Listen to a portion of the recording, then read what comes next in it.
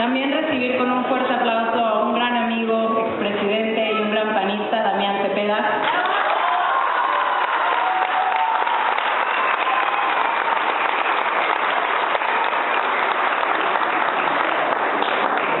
A un amigo con el que siempre aprendemos, no nada más en cada capacitación, pero hasta cuando lo leemos en Twitter, Julio Castillo, presidente.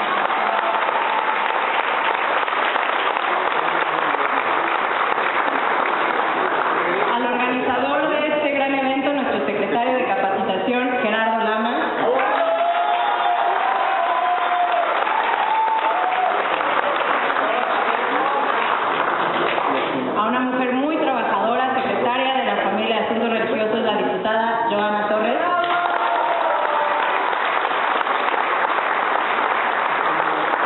A nuestra diputada, joven y chambeadora, y entrona también, Krishna Romero.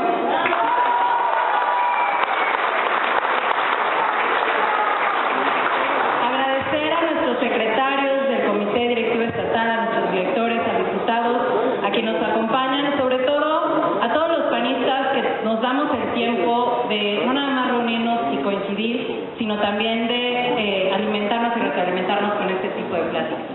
Para poder dar más avance y que escuchemos a quienes tenemos que escuchar, quisiera ceder el micrófono a nuestro presidente estatal, al diputado Anuar Azar.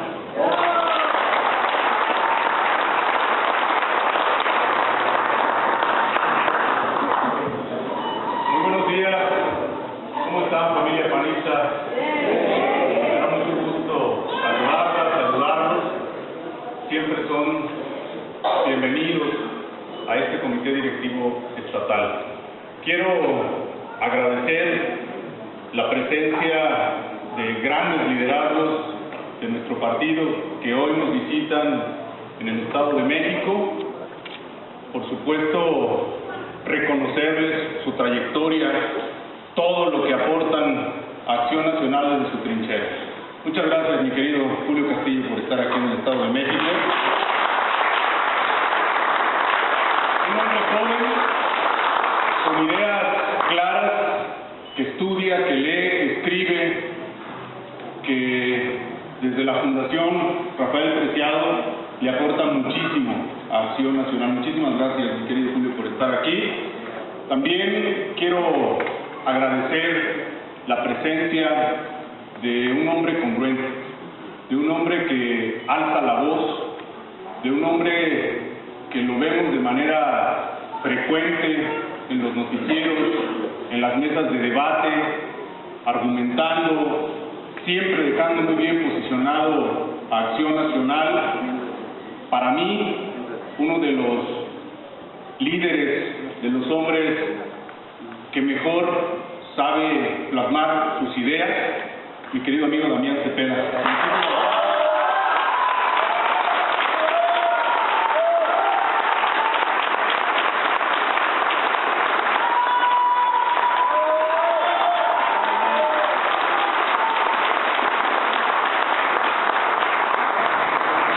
A una mujer mexiquense que se destaca por su trabajo, que está encauzando temas muy importantes para la sociedad, que es presidenta de la Comisión de Familia en la legislatura, que también es nuestra secretaria de la Familia en este comité directivo estatal. Me refiero a la maestra Joana Felipe Torres. Muchas gracias.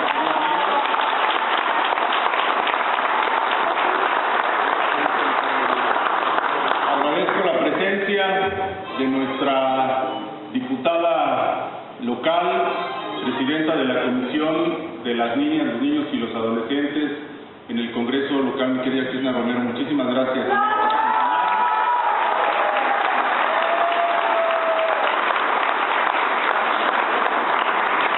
Reconocerle este esfuerzo, reconocerle a nuestro exdiputado local, actual secretario de Capacitación, que tome estos asuntos con seriedad.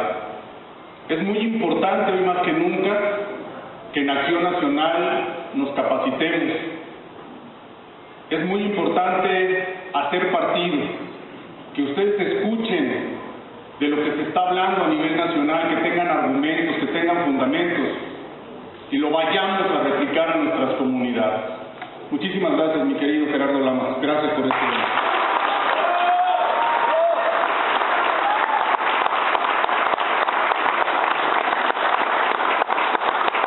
A quien nos está ayudando a conducir los trabajos de comunicación social, a quien nos está también ayudando a llevar la conducción de este evento, mi querida amiga Paulina Pérez, secretaria de Comunicación Social.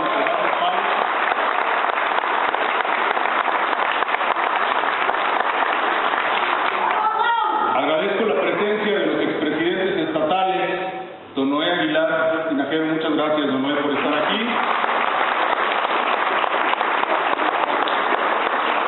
Y el expresidente estatal, mi querido Juan Carlos Núñez Armas, muchas gracias, mi querido.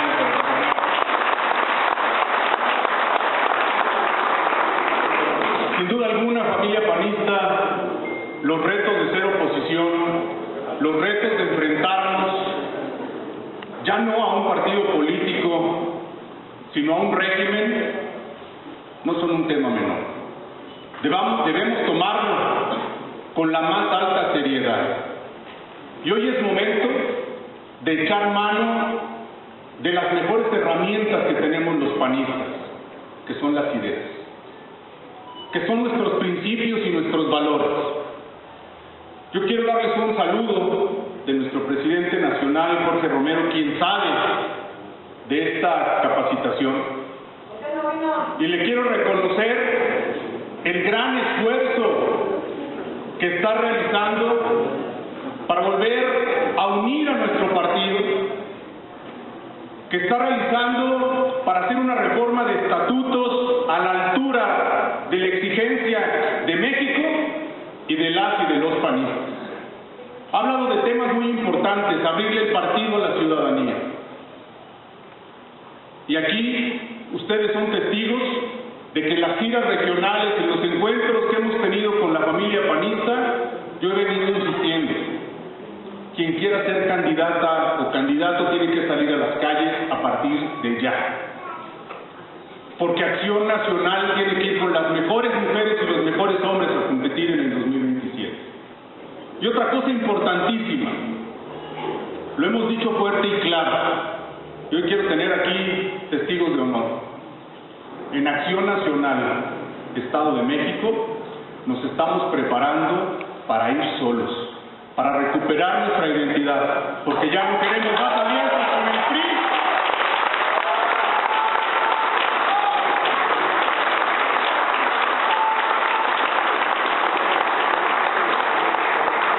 Porque ya no queremos cargar más con 70 años de corrupción y de malos gobiernos.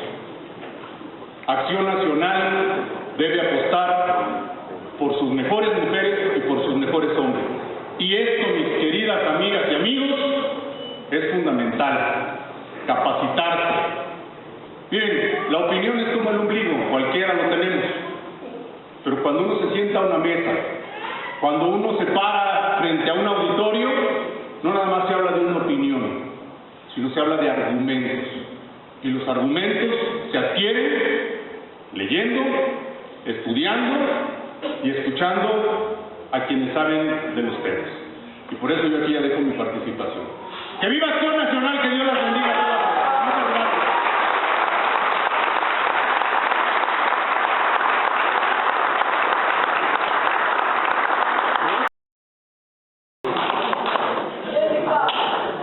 Muchas gracias, presidente. Pues ahora sí quisiera, con todo el honor, presentar a Julio. Él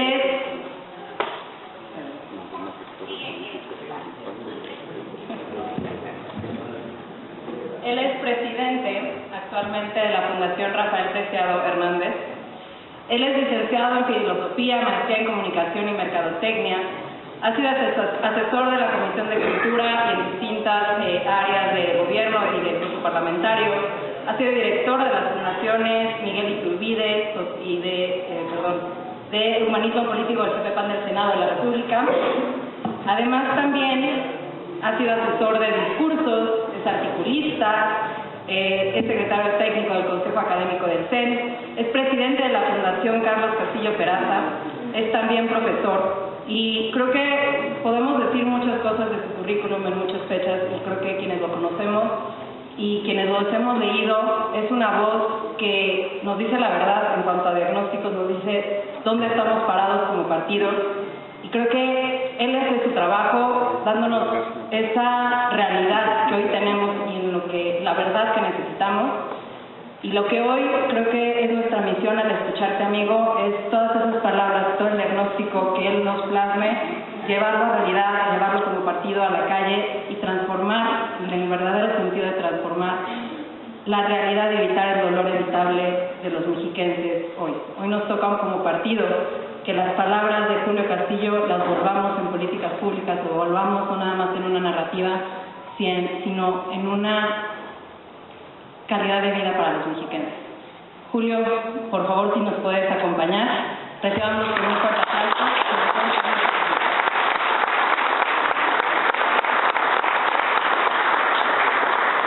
Bueno, antes que nada, buenos días, buenas tardes, qué gusto estar de regreso en el Edomex, aquí con todos nuestros amigos, ver tantos rostros conocidos, expresidentes, Mariela, nuestra secretaria nacional de PPM, nuestra exalcaldesa, obviamente nuestro presidium aquí, todos grandes amigos de muchas batallas, Pau, Krishna, Joana también desde la Cámara, obviamente mi querido Gabriel, que nos conocimos hace como 3 años cuando era diputado, cuando estábamos haciendo el programa de acción política en un evento ahí en Toluca muy bonito.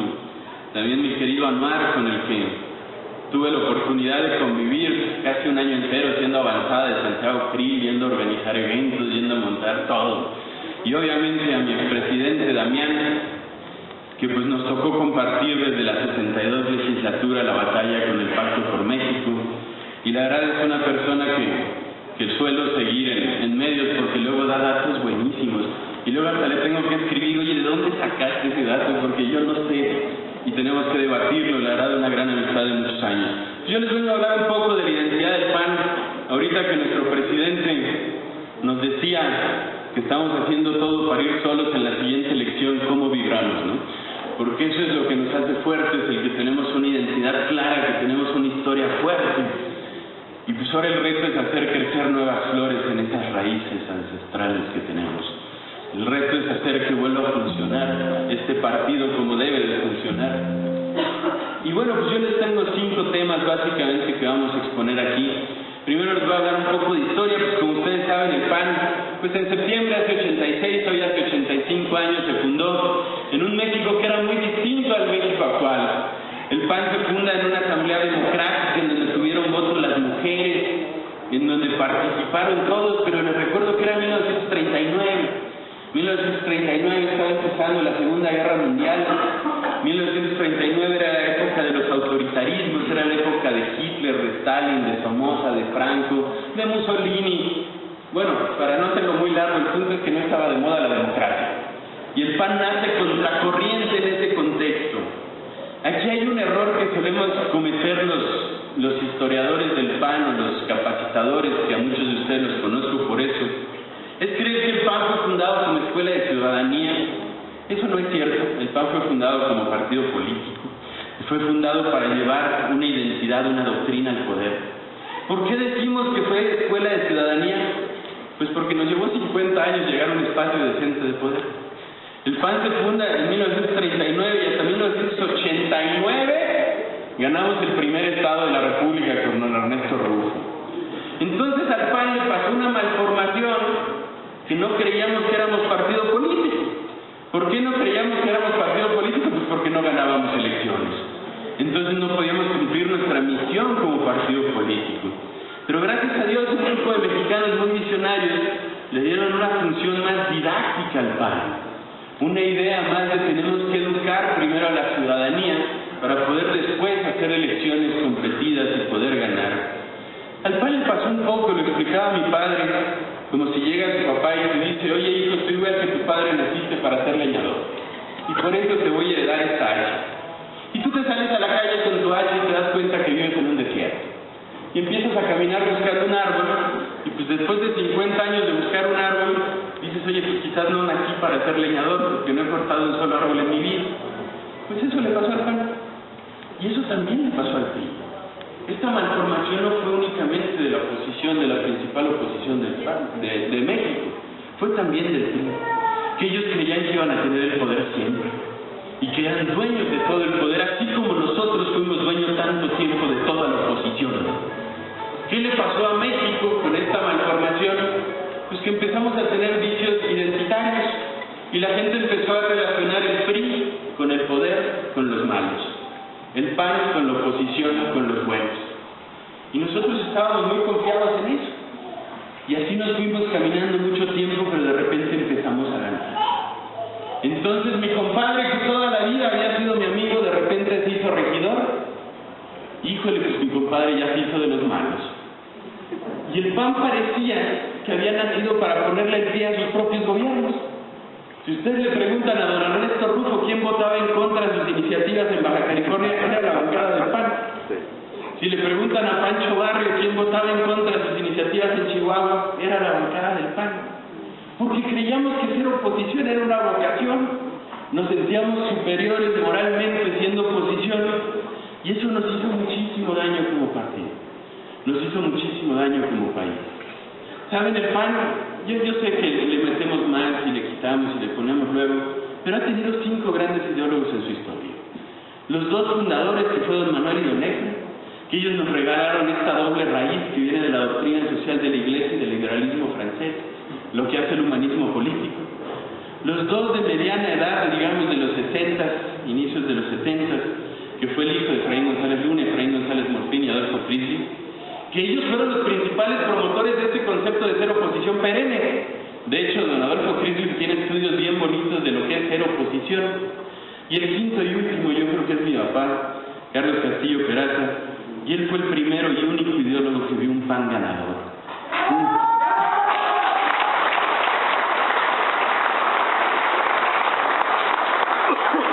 Un país que tenía que aprender a hacer gobierno sin complejos, que tenía que aprender a ejercer el poder sin miedo, sin culpa. Y eso cambió la historia del PAN. 1988 fue una fecha crucial para México y para su democratización, que fue cuando el Maquillo nos encabezó a la campaña federal. En aquel entonces le abrimos un boquete al sistema del tamaño del Maquillo, y un año después se nos murió el Maquillo, o lo mataron, como dice su hijo, y otra vez para atrás. Poco después ganamos el primer estado y empezamos a darnos cuenta que si nos organizábamos podíamos ganar las elecciones. Pero ¿saben qué era bien chistoso? Lo que nos dividía como panistas, nos dividían ideas muy chistosas. Por ejemplo, a mí me tocó todavía ver debates sobre la participación y la abstención. ¿Por qué debatíamos eso? Porque si participábamos avalábamos el fraude del PRI, pero si no participábamos pues no éramos partido político. Entonces cada 3 años debatíamos si participar o no. De hecho, aquí siempre se han dado cosas muy curiosas por esta tradición democrática y debatiente. Por ejemplo, el jefe de los que quería que no participaran fue Efraín González Morfín. Su discurso fue en contra de participar en la elección presidencial, pero perdió, y lo hicieron candidato a él. Entonces el líder de los que quería que no participáramos acababa siendo el candidato presidencial porque así lo decidió una Asamblea Nacional. Y esa es nuestra historia, y esos son los caminos que hemos dado. Y la verdad, tenemos grandes anécdotas. Cuando uno viene a eventos como este, y me encuentro a personas pues, como don Noé, como nuestros expresidentes, como Mariela, y de repente nos vemos en el pasillo y decimos, oye, ¿te acuerdas cuando estábamos acá? O como el mismo Damián, cuando platicamos del Pacto por México, ¿te acuerdas de las noches que pasamos en el Congreso sin salir? Y platicas todas esas cosas y te das cuenta que eres parte de algo grande, de algo que le ha dejado muchísimo a México y que además todavía muchísimo tiene que dar. Y por eso estamos aquí.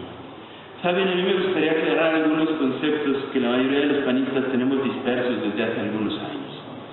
El primero de ellos es qué tan derecha es el PAN, si somos derechas, si somos ultraderecha, de dónde vienen estos conceptos. Y saben, esos conceptos para empezar ni siquiera deberían de aplicar en México.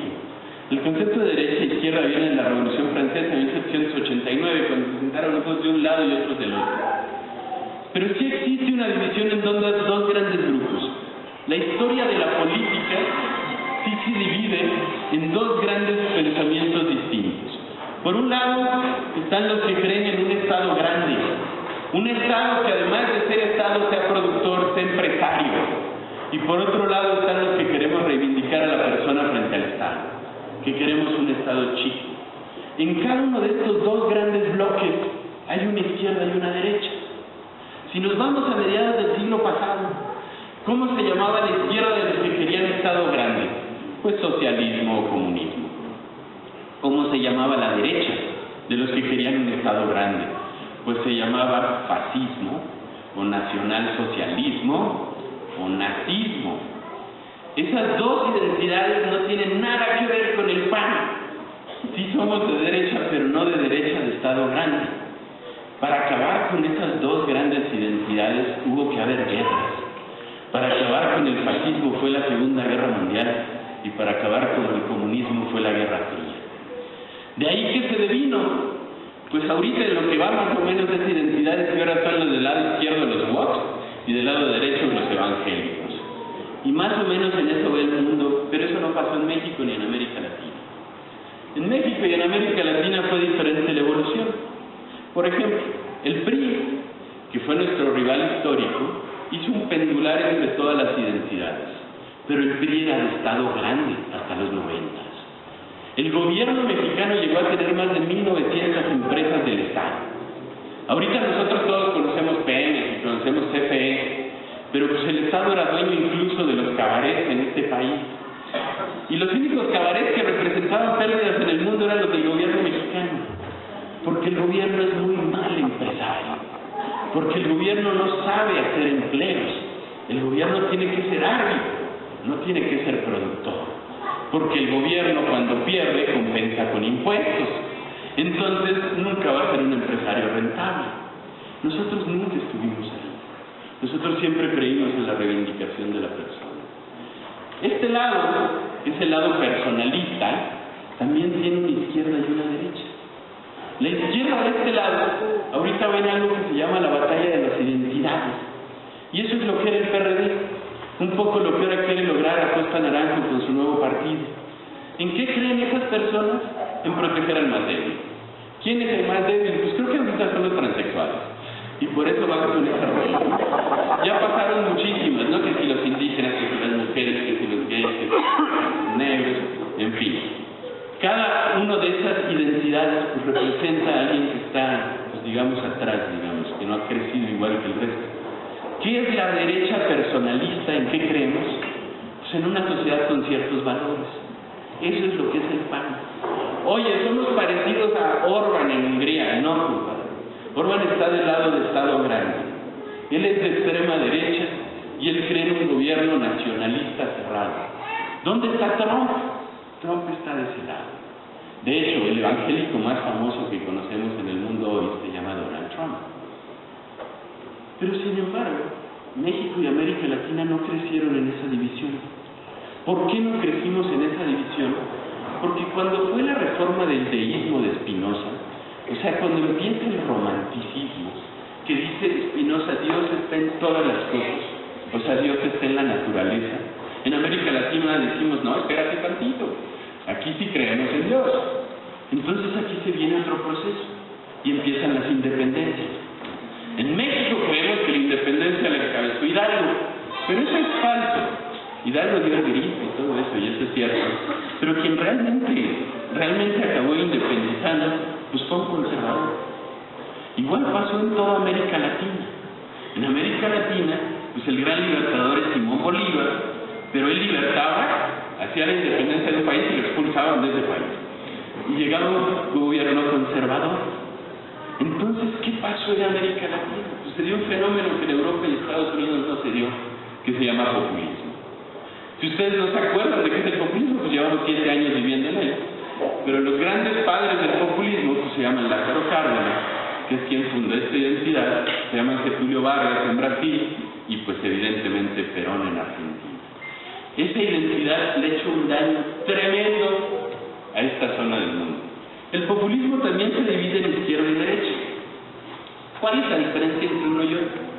Los dos cometen la falacia ad populum. ¿Qué es la falacia ad populum? Decir el pueblo quiere, el pueblo manda y por eso yo estoy aquí. Los dos tienen una visión clientelar de la política y los dos dividen a la sociedad y la enfrentan. La gran diferencia es cómo la enfrentan. Los de populismo de derecha, como puede ser Donald Trump, pues en lo que creen es en dividir a la sociedad por razas. El problema son los mexicanos que vienen y nos quitan los empleos y violan a nuestras mujeres. Ha dicho unas declaraciones realmente para enmarcar. El populismo de izquierda hace lo mismo, pero con las clases sociales. El problema son los ricos. Si a ti te va mal, es porque a ellos les va bien. Entonces dividen a la sociedad y la encuentran. Y ese tipo de discursos son discursos de odio, son de enfrentamiento. Y cuando estamos en un mundo en donde crecen esos discursos, pues una identidad como la del PAN suena aburrida. ¿Por qué suena aburrida? Porque convocamos al sentido común, porque convocamos a gobiernos de unidad, convocamos a no intentar acabar al otro. Entonces llegan los de extrema derecha y se dicen derechita cobarde, porque no estás queriendo acabar con el otro para siempre. Pero saben, todas las épocas de la humanidad que han seguido esos discursos han acabado en guerra. ¿Por qué? Pues porque es la única forma de acabarlos. Y lo hemos vivido más de una vez. ¿Qué es lo que pasa en el fondo? Que estas visiones populistas y la woke y la extrema derecha, pues la verdad no son muy demócratas. Son personas que no creen en la democracia. Por eso cuando dicen, oye, tú eres de extrema derecha como estos, pues no, compadre, de hecho no tengo nada que ver con esos. Oye, entonces eres como Mussolini, no, tampoco.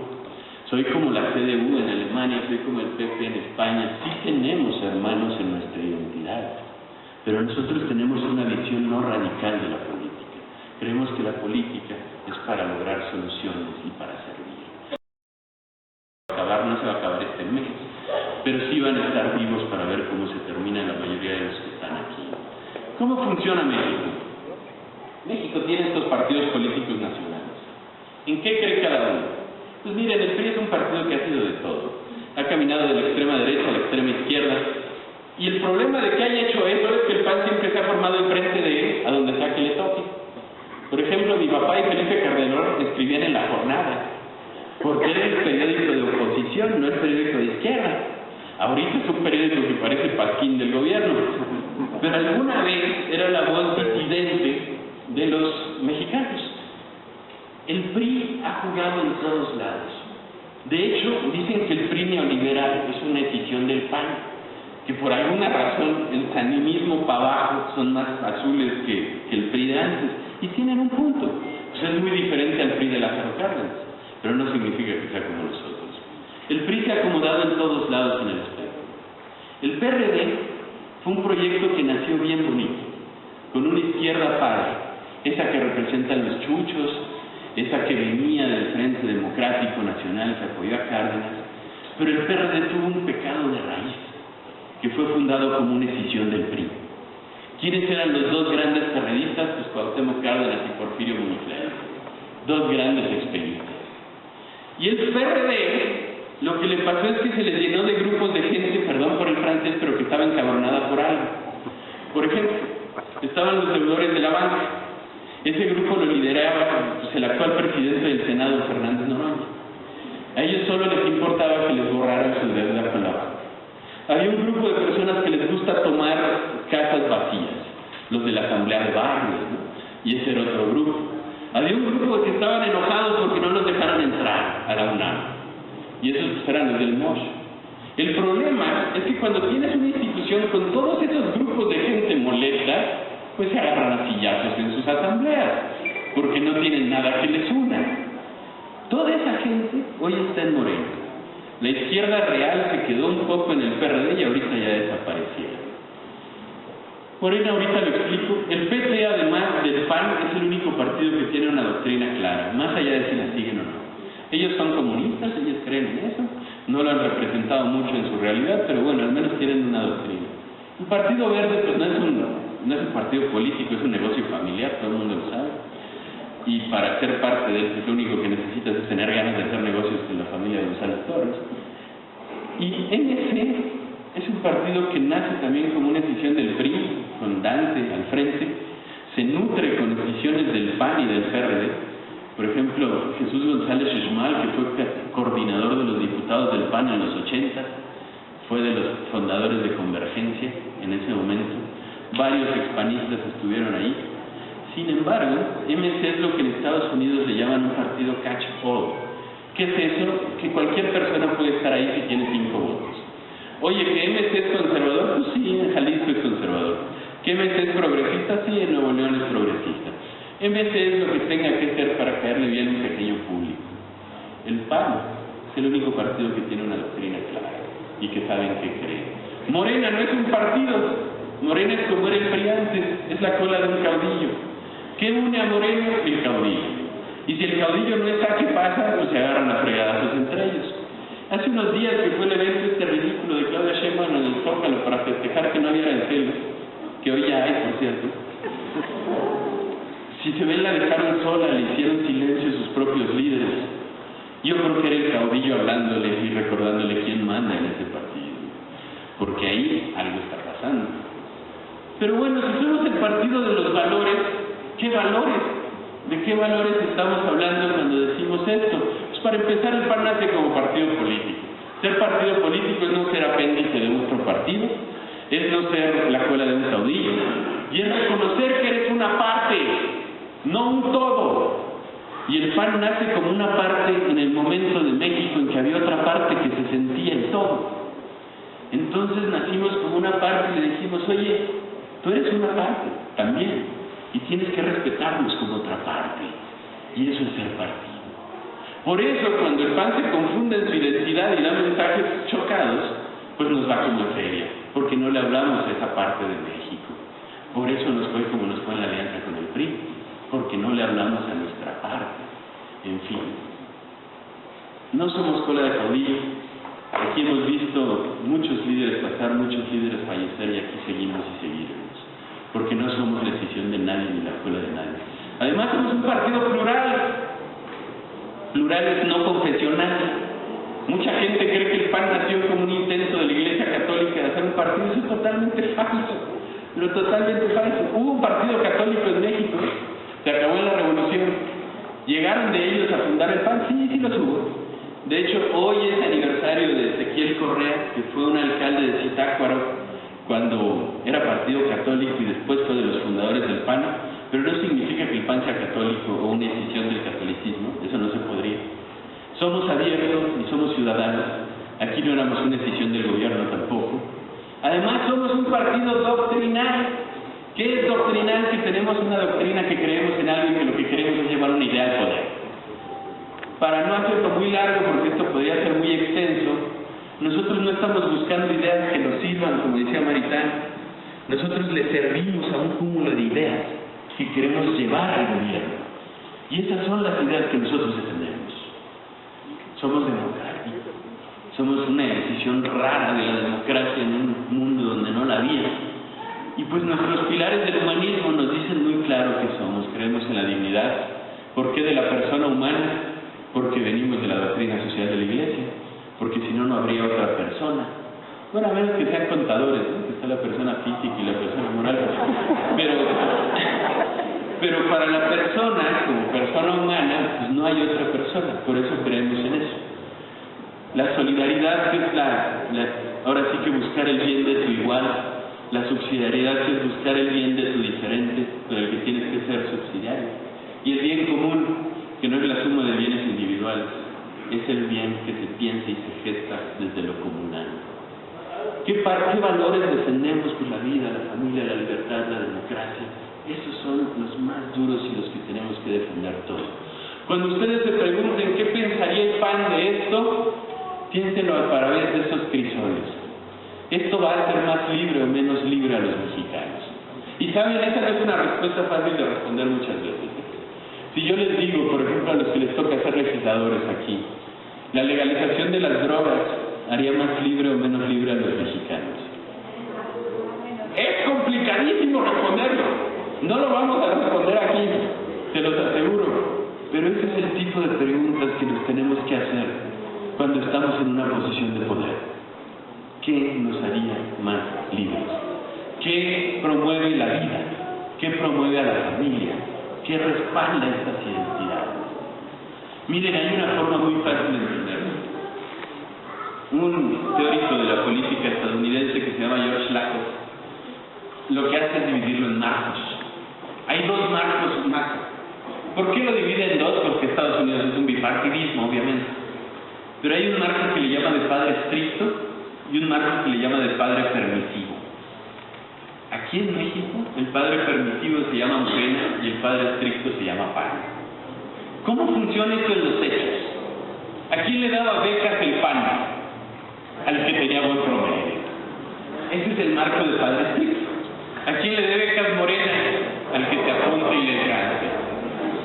¿A quién apoyaron los gobiernos estatales y municipales del PAN cuando fue el COVID? A los empresarios que no corrieron empleados, porque están haciendo bien las cosas. Hay que ayudarlos.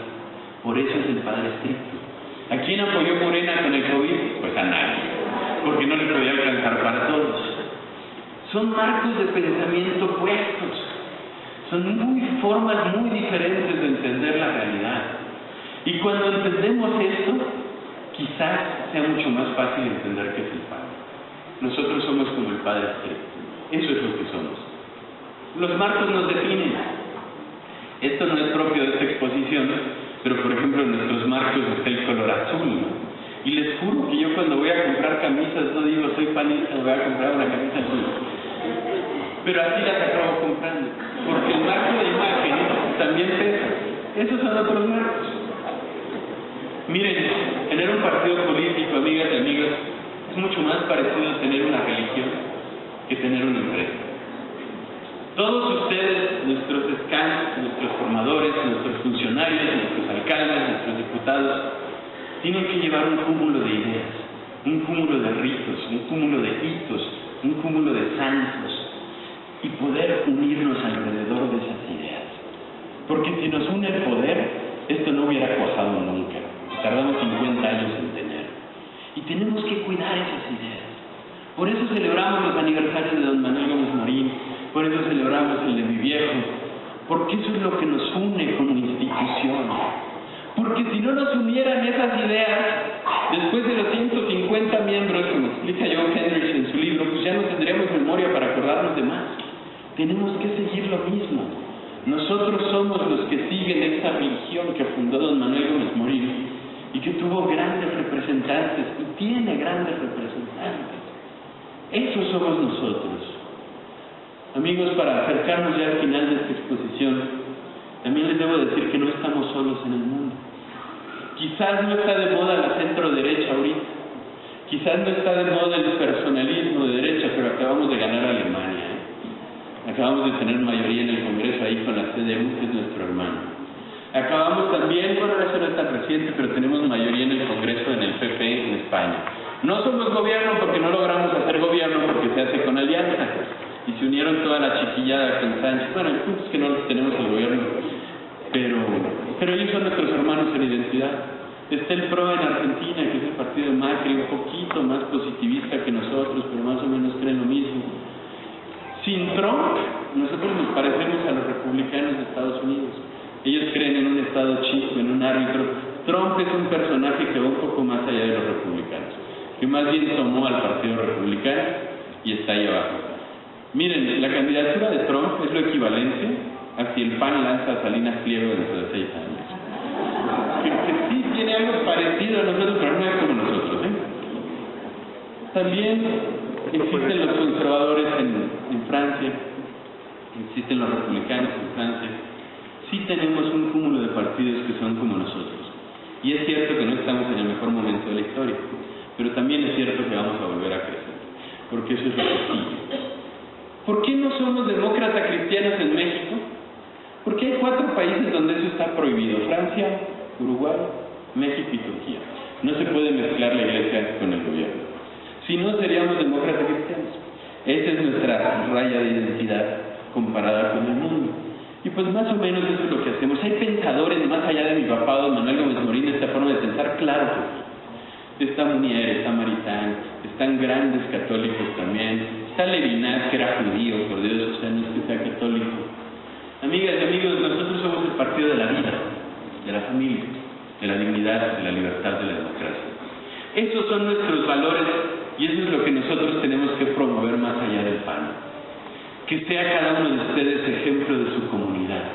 Porque cuando nos representan, cuando ustedes hablan por el PAN, ya no se vuelven Juan, Pedro o Sofía. Se vuelven el panista de mi edificio o el panista de mi cuadra.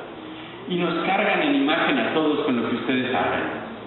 No es Juan que está haciendo una fiesta esta tarde, es el panista que está jodiendo la fiesta. No es Damián el que se pasa el alto, es el panista el que se pasa el alto. Ese es el precio de aceptar estar en una institución de este tipo, que te vuelves el parangón de todos los demás. Cada vez que uno de ustedes habla, acuérdense que está llevando la voz de don Manuel Gómez Morín, que nos fundó hace 85 años. Acuérdense que lleva la garra de Cloutier. Acuérdense que lleva la inteligencia y la profundidad de mi padre. Hace poco, cuando nos tocó presidir la Comisión de Reflexión y Cambios, hace poquito del Consejo Nacional, saben, yo venía a lugares como este, pues estuve en 3 municipios del Estado de México, quizás algunos nos vimos ahí, y pues te dedicabas a recoger todas las quejas de todo el mundo, ¿no? Básicamente te volvías como el basurero del PAN, para poder tener todo lo que estaba fallando. Y luego llegas a tu casa con una depresión tremenda pensando qué vamos a hacer. De las partes bonitas de esa comisión es que me tocó convivir con muchos intelectuales de mucho nivel para volver a dibujar la identidad del PAN y volver a plantear nuestros objetivos. Uno de ellos fue don Enrique Krause.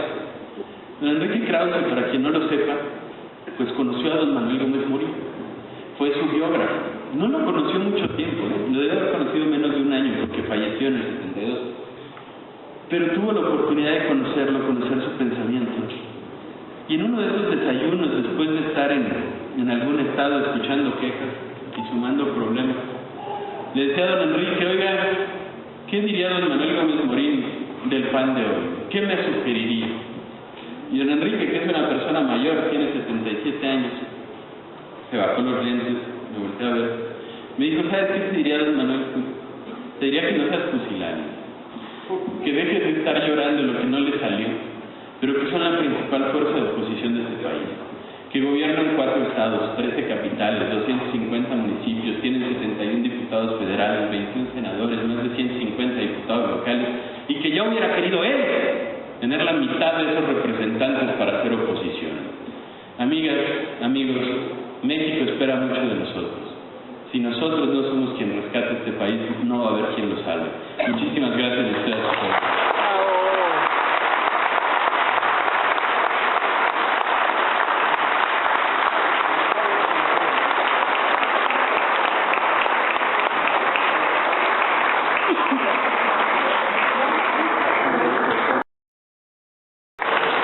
Muchas gracias. Qué inspirador escucharte, querido amigo Julio. Siempre es un gran gusto. Muchas gracias por venir el día de hoy al Estado de México con la familia panista. Sin duda tenemos muchos retos importantes, tanto al exterior como al interior del Partido Acción Nacional. Al exterior, el PAN juega o debería de jugar el papel más importante dentro de un bloque opositor, que el día de hoy, por lo menos en la percepción ciudadana, se ve cada vez más amplio, pero no por la intervención de los partidos políticos, sino por la participación de la sociedad civil organizada, por la participación de aquellos que defienden los derechos humanos y también, debemos de reconocerlo, por la merma de la credibilidad que el propio régimen le ha hecho a su propio partido político. El reto que consideramos aún más importante es el reto al interior de nuestro instituto político, porque de ello depende la vida de nuestro partido. Es volver a ser, como lo decíamos antes, distintos y distinguibles, como lo escuchábamos en las capacitaciones de Acción Juvenil. El PAN, en sus mejores tiempos, estaba asociado con ciertas características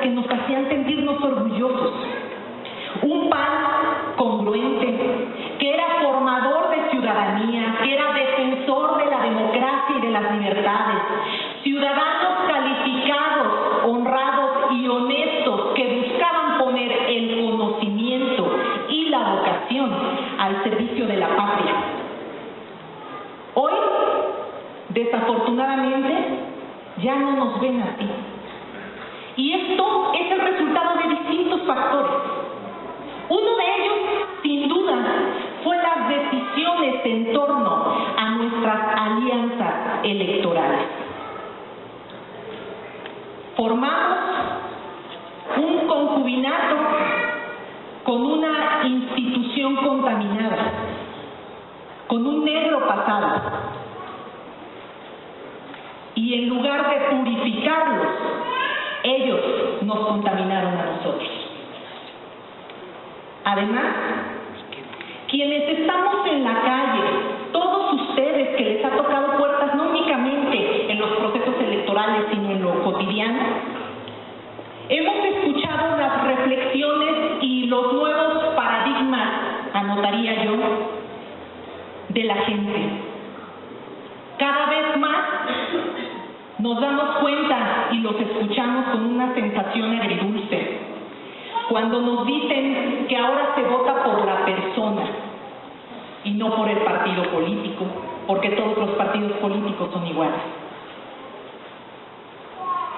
Cuando en realidad somos las personas, nuestras actitudes y además nuestras conductas las que hemos hecho al partido, pero también somos las personas con esas actitudes y conductas las que lo hemos deshecho.